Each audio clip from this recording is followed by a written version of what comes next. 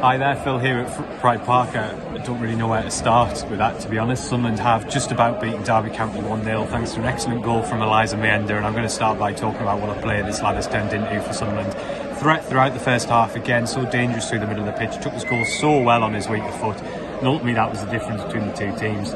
I thought Sunderland did well in the first half without being dominant, without being at their free-flowing best.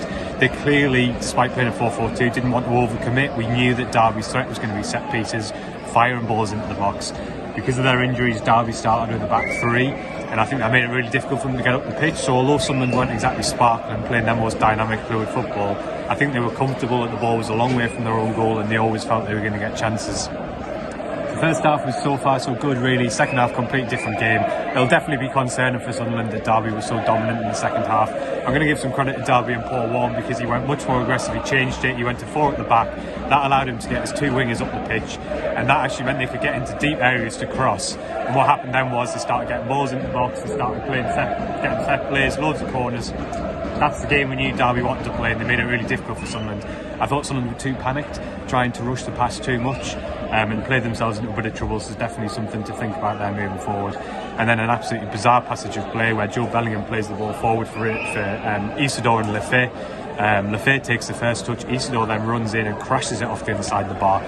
The linesman gives the goal. The linesman on Isidore's, the referee gives the goal. Sorry, the linesman on Isidore's side actually gives the goal. It's the official on the near side who wasn't in line with the play who says something to the referee, whether it's offside or handball, we're not sure what, but the goal was incorrectly ruled out. A staggering decision, really.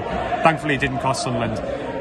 Actually, after a really poor sort of 20-25 minutes at the start of the second half, I actually thought they really settled and they managed the game fairly well in the last 10-15 minutes. A pretty dramatic game ended with Derby actually finishing with 10 men because DeJean Brown, who missed a big chance when he came on, finished, actually got an injury, and Derby made all their subs, so that definitely helped Sunderland stay out 7 minutes at a time. So some good stuff, some not so good stuff, but hey, 3 incredibly important points on the road, we'll take that. In terms of my Sunderland player of the match, I thought Dan Neil was excellent again in centre midfield, but I'm going to give it to Anthony Patterson for some big second half saves, including one brilliant punch towards the end when a really dangerous cross went into the box.